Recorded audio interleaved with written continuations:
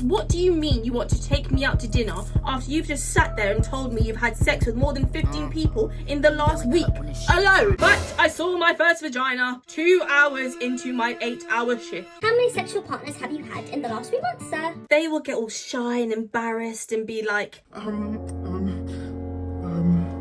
56. hey, what's up you guys? Welcome back to my channel. So I just really quickly want to apologise for the lack of posting recently, but I have a really good excuse. It was my birthday yesterday. It was indeed my birthday. This is my birthday cake. I'm sorry, but what kind of girl has not had her birthday cake on her birthday? My birthday is on the 16th of March. I'm currently filming this on the 17th, and as you can see, it's not even been opened. Anyways, so yes, your girl is now 26 years of being on this ghetto ass planet.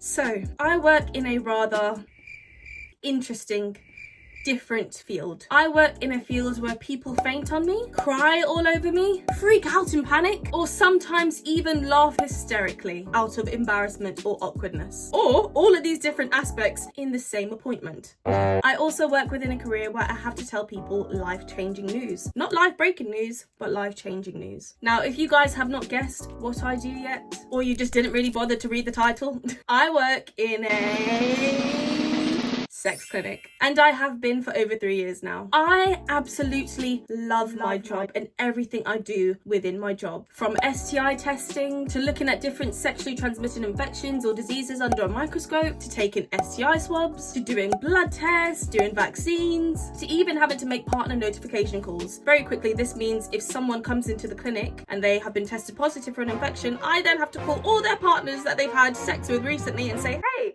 you have chlamydia. Come to the clinic. And so much more. Working in a sex clinic, there is something new every single day. And it's one of the many interesting / cool things about my job. But almost on a daily basis, I hear the same sentence from patients. I don't know how you do a job like this. Or, I could never work here. You're stronger than me, babe. I could just never do this kind of work. and I completely get the mixed judgment. It's not for everybody, this kind of job, but someone's gotta do it, right? And one of those many someones just happens to be me. So here I am today giving you guys a raw and honest perspective of what it's actually like working in a sex clinic. A sexual health clinic, to be more specific. Now, I have a ton of questions here that I am ready to answer openly and honestly, that I believe that many people would want to know from someone who works in a sex clinic. So the first question is it awkward? No. So for me personally, I don't find my job awkward whatsoever. I mean, at the end of the day, it's the job that I chose, it's the job that I signed up for, it's the career path that I chose to follow. To me personally, I find nothing awkward about a human being wanting to look after their sexual health and their physical health. I don't find anything awkward about that personally. If anything, I do believe it's mostly the patients who find the whole appointment and the whole clinic awkward. They just get so shy and embarrassed when it comes to the questions that we ask them, and then obviously the whole genital examination. Of course, we ask questions like, do you have anal sex? Yeah, I find it quite funny because they're not shy to actually have anal sex, but they're shy to tell me that they've had anal sex. But yeah, awkward wise, I would not say I find it awkward at all. I find my job very inspiring, if anything. To sum up the question, it's mostly just the patients who feel awkward about the whole appointment or the whole atmosphere to begin with. From showing their private parts to exposing all their sexual secrets and all their sexual partners, I get why they feel this way. I just wish they didn't. Question number 2. Are people embarrassed? Duh! Oh my gosh, all the time, of course. It's a sex clinic. There have been times where patients have gone through all those invasive questions that we asked them, gotten onto the examination bed, taken off all their underwear or boxes or whatever, then laid down on the bed, and then the moment you go behind the curtains to go and see them, tell them to open their legs so you can have a look, they are pretty much sprinting out of that door saying they no longer want to do this anymore. And no, this is not a made-up scenario. This has actually happened a couple of times within the clinic.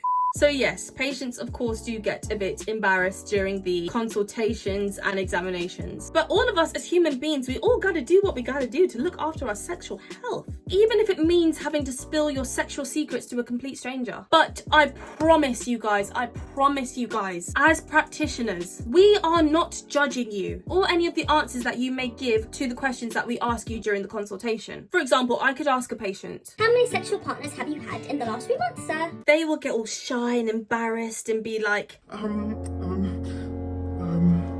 56.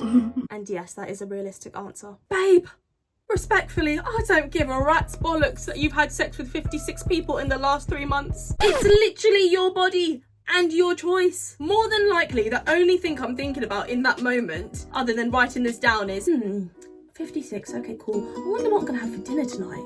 Should I have a spag bowl or should I have mashed potatoes and peas?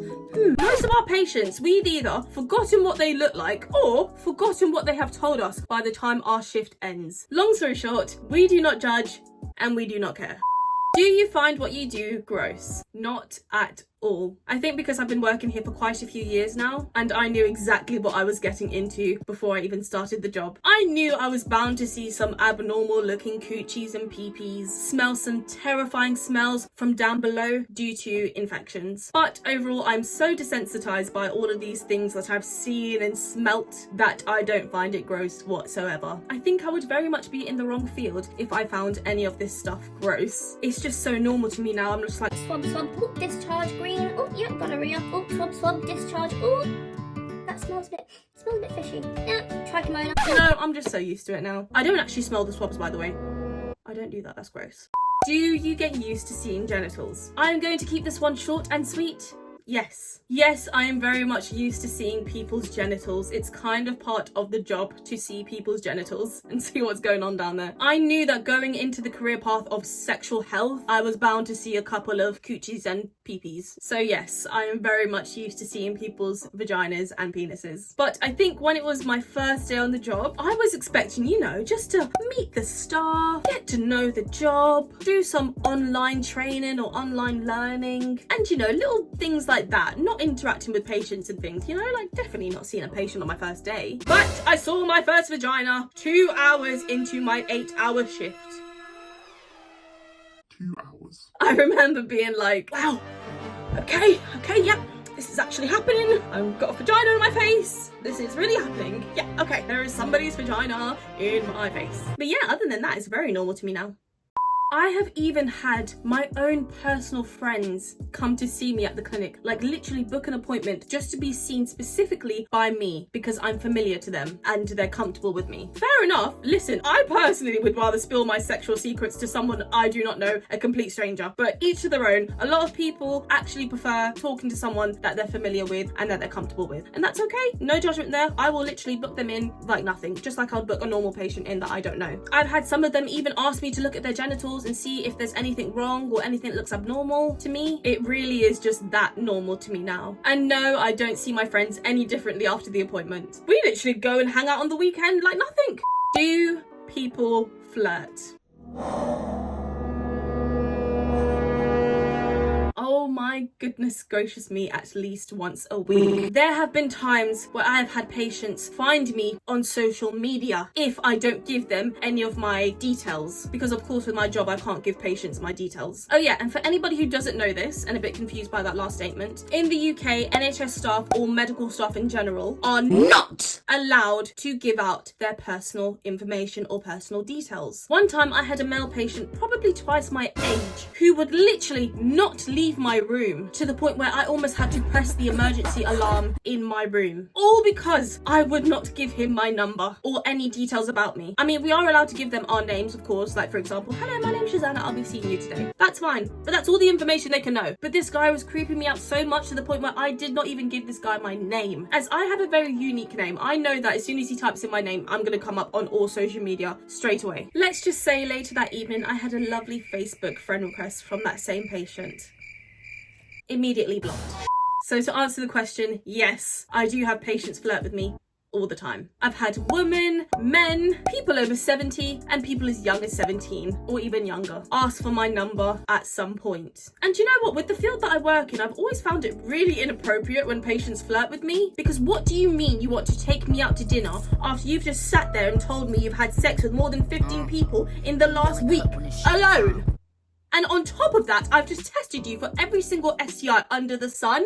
I guess some people have no shame, have no class. Like, I remember I had this female patient one time who asked for my number right after telling me she has genital warts. I think I'll pass, babe. I think I'll pass, but good luck with your genital warts. I hope it goes well. I hope they do disappear at some point, but I'm gonna stay away. Sorry, babe.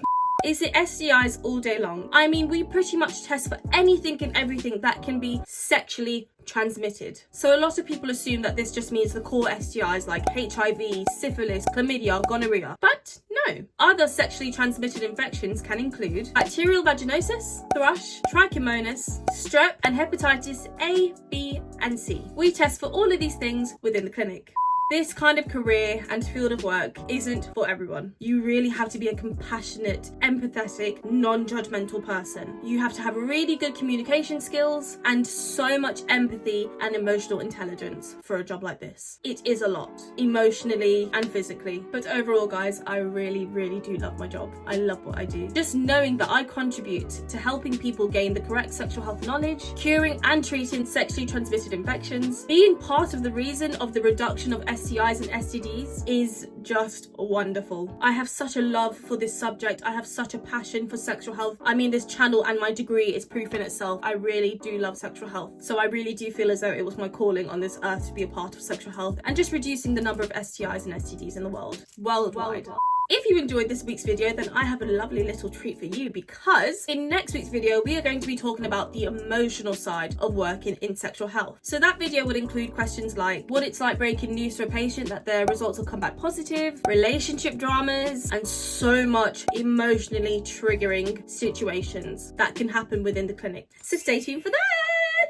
So thank you guys so much for watching, and please subscribe to my channel. I'm on the road to 5k. Come on guys, let's do this. Let's get 5k this year. I'm 3,200 in, so I know that realistically all we need is 1,800 people to subscribe this year, and that would just like make me so happy. Please, let's do this. Share this with your friends, comment, like, interact with this video, and yeah, thank you, and I will see you next week.